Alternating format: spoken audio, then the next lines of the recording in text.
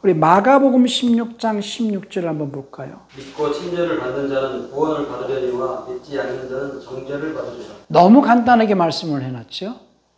믿고 침례를 받는 자는 구원을 받는다는 거예요.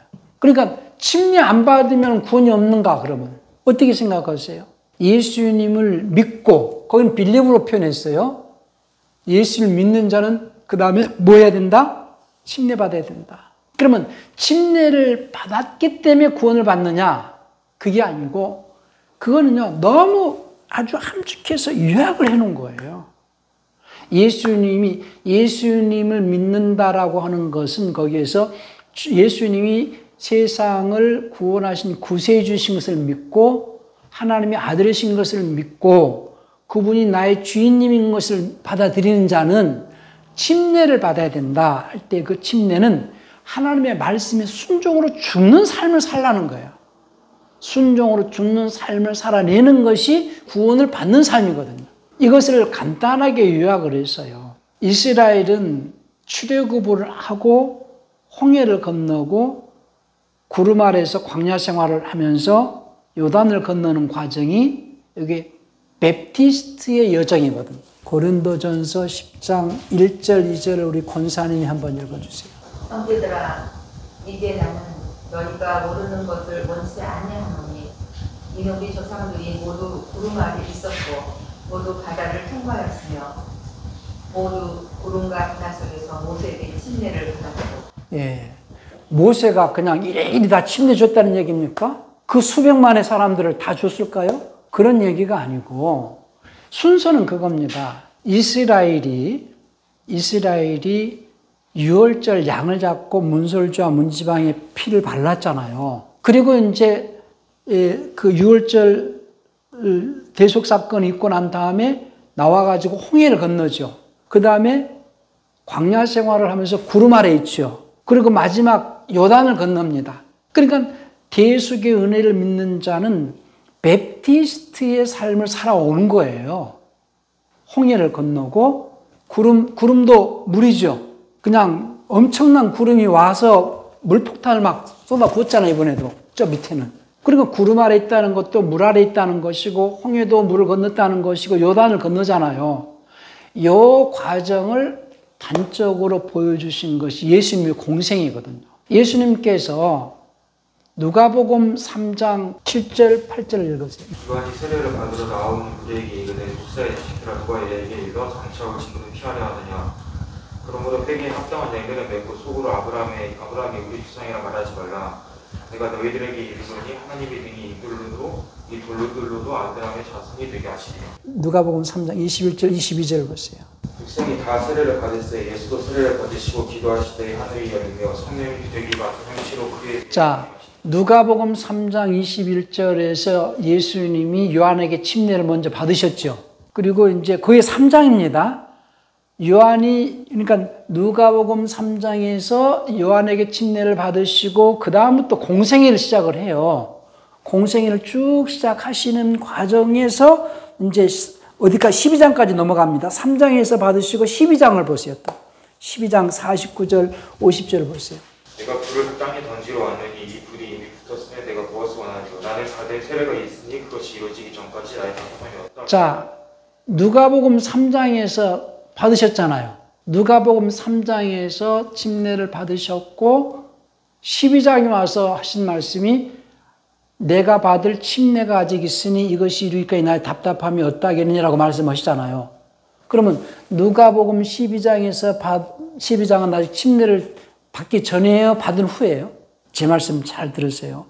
누가복음 3장에서 요한에게 예수님이 침례를 받으셨잖아요. 근데 12장 49절 50절에서 내가 받을 침례가 있다고 했어요. 그러면 12장에서 하신 말씀은 침례를 아직 안 받았다는 거예요? 받고 난 다음에 하신 말씀이에요? 받고 난 후잖아요. 그러니까 무슨 얘기냐면은 누가복음 3장에서 요한에게 침례를 받으신 것은 홍해를 건너는 것이고, 그리고 이제 공생애의 삶은 광야 생활을 하시잖아요. 그러니까는 홍해를 건너고 난 다음에 광야를 통과해서 요단을 건너잖아요. 그러니까 예수님은 요한에게 침례를 받으시고 공생애를 지나셔가지고 마지막 십자가에서 죽으신 것을 말하는 거예요. 십자가에 죽으신 것을. 우리가 장례식장에서 며칠 후 어디를 건너서 만나자고 그래요? 요단강 건너가 만나리. 이런 찬송하죠. 그러니까 예수님이 십자가에서 마지막 요단을 건너시는 거거든요. 그러니까 이스라엘이 홍해를 건너기 전에 무슨 사건이 먼저 생겨요? 유월절 대속 사건이 생기잖아요. 유월절 대속 사건으로서 유월절 사건 지나서 홍해를 건너고 광야 생활을 구름 아래서 광야 생활을 하고 요단을 건너잖아요. 그런데 예수님은 요한에게 침례를 받으시고 그 다음에 공생애를 하시잖아요.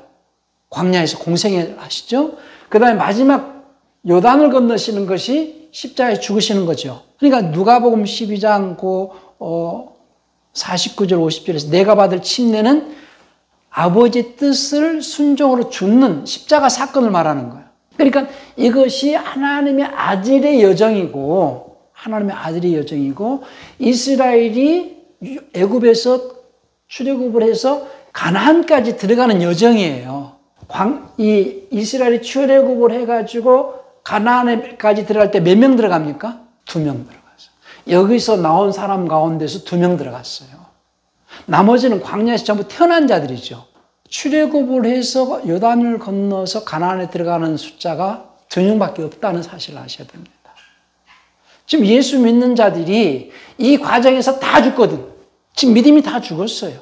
그러면 구약의 사람들도 구원의 과정이고 예수님의 공생이 하나님의 아들의 삶의 여정이고 그럼 우리는 어떻게 해야 돼요?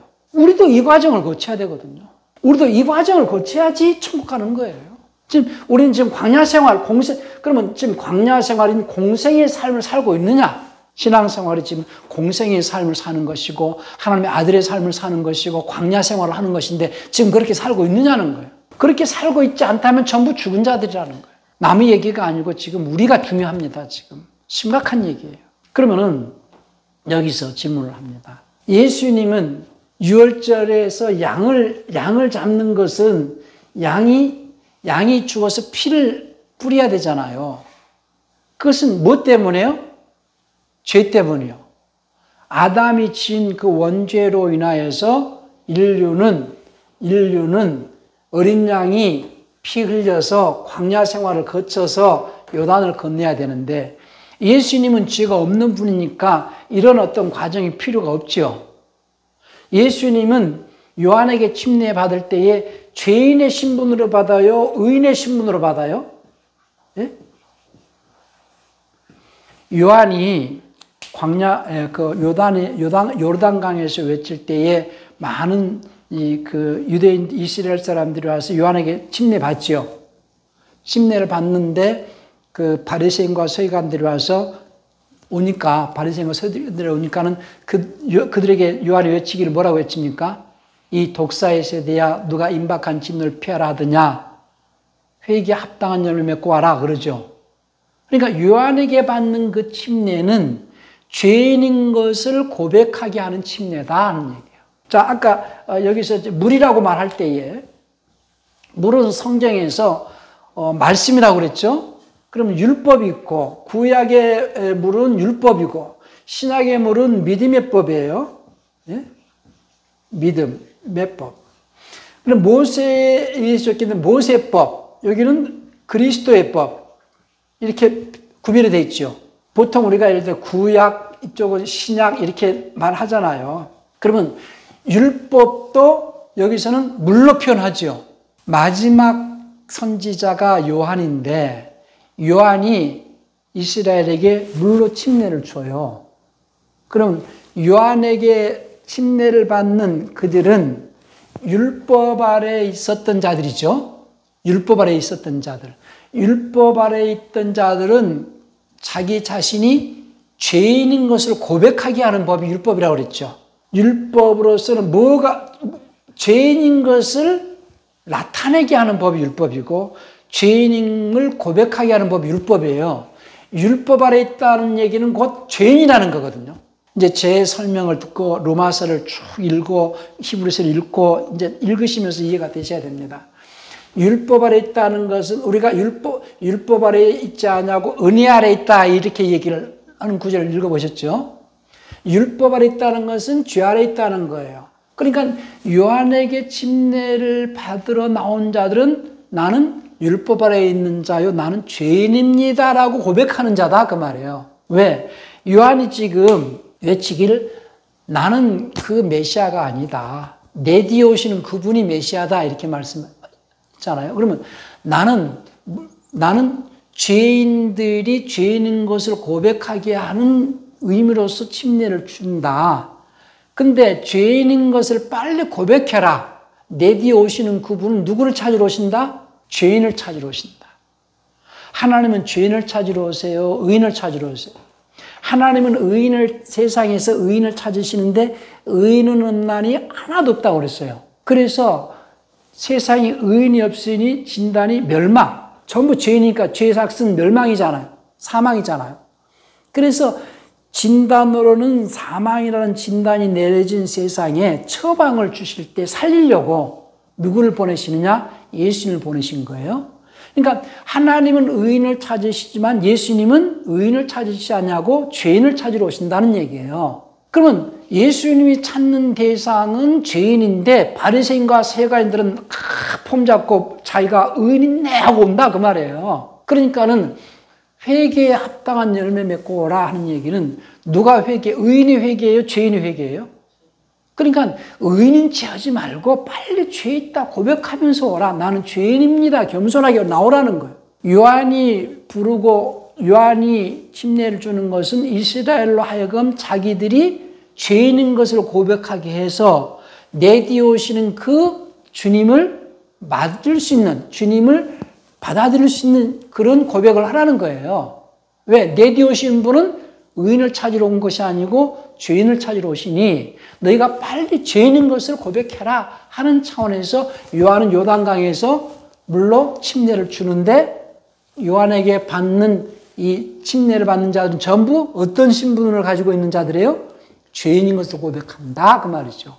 그런데 언제까지 요한이 이 침례를 주게 되어 있느냐?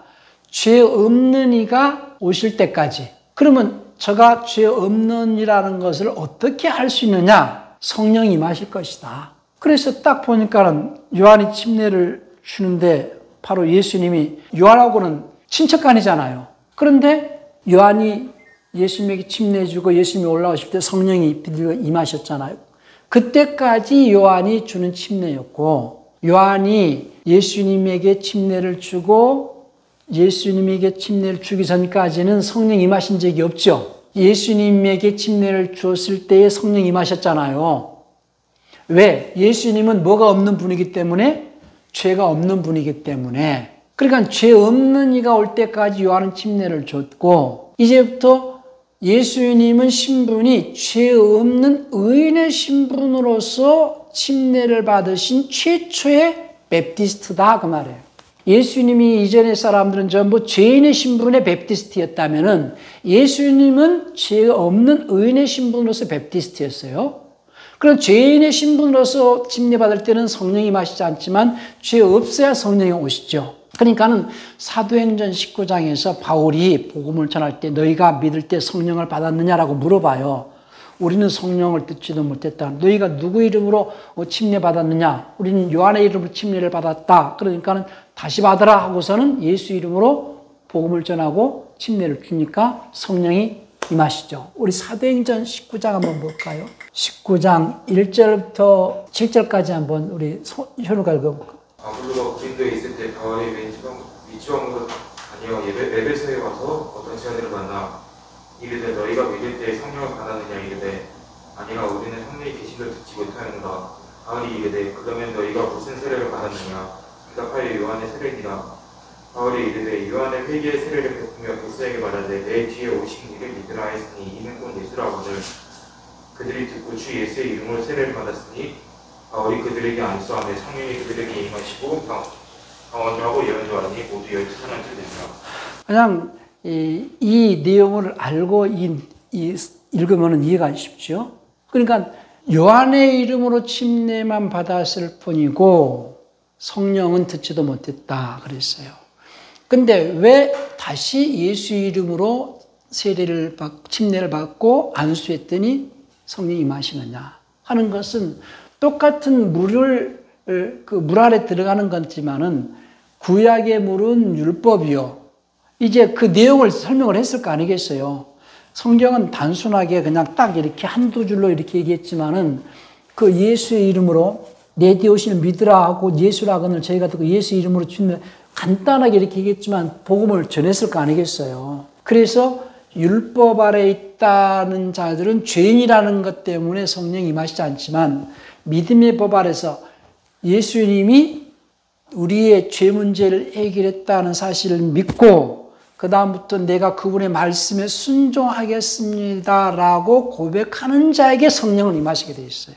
그래서 사도행전 5장 32절도 한번 읽어봐요. 우리는 이 일의 증인이 하나님이 자기에게 순종한 사람에게 주신 성령도 들어. 누구에게 성령을 주신다고요? 순종하는 자에게 주신다. 많은 사람들이 막 성령 받기를 막 기도하고 막 그것도 필요하죠. 근데 성령은 보통 우리가 이제 성령론을 공부를 할 때에 여러 가지 설이 있어요. 성령은 그 초대교회 마가 다락방에 임하신 것으로 끝났다 이렇게 가르치는 신학자도 있고, 성령은 오신 분이니까 한 번 오시면 영원히 떠나지 않는다. 여러 가지 설이 있는데요. 성령은 순종하는 자에 계속 임하시는 분이시다. 순종하는 자에 계속 임하시는 분이신데 성령을 거스리는 자에게는, 성령을 회방하는 자에게는 성령은 언제든지 떠나가신다. 그러니까 내가 성령으로 늘 충만하기 위해서는 늘 순종의 삶을 살아내는 거예요. 많은 사람들이 저는 과거에 그 집사 때 새신자교회에서 강의를 할 때에 그런 질문을 많이 받아요. 제가 아는 어떤 분이 처녀 때, 총각 때 성령 충만해가지고 방언도 하고 뭐 여러 가지 은사도 있었는데 지금은 세상 돌아갔습니다. 그 어떻게 된 겁니까? 알고 있기를 성령은 한 번 임하면은 떠나지 않으신다 라고 알고 있기 때문이에요. 그렇지 않아요. 성령은 임하실 때에는 순종하는 자에게 임하시고 불순종하는 자에게는 떠나가신다. 그러니까 순종하기를 계속하는 삶, 순종하는 삶을 계속 살아내야 하는 삶이 이 광야 생활이거든요. 왜냐하면 이들이 애굽에서 나왔지만은 여기서 홍해까지 건넜어요. 여기 침례죠. 그렇죠? 밥티즘이죠. 성령이 임하셨어요. 성령의 구름기둥, 불기둥으로 설명할 수 있잖아요. 근데 이 구름기둥으로 인도를 받고 불기둥으로 인도를 받지만은 이 과정에서 죽는 자가 죽어가는 자가 있잖아요. 결국은 여기에서 40년 생활에서 죽고 여호수아 갈렙만 들어갔듯이 성령의 인도를 받지만 여기에서 불순종은 다 죽었다 이거예요. 지금 시대는 불순종은 다 신앙이 죽었다는 거죠. 성령이 그들을 살려내시지 못했어요. 불순종할 수 있는 역사를 안 하신다니까요. 중요한 것은 순종하기를 계속 하는 겁니다. 죽을 때까지. 그래서 베프티즘은 내가 이제부터 순종으로 죽겠습니다라고 고백하면서 물에 들어가는 것이 베프티즘입니다. 나는 지금 베프티스트의 삶을 살고 있느냐?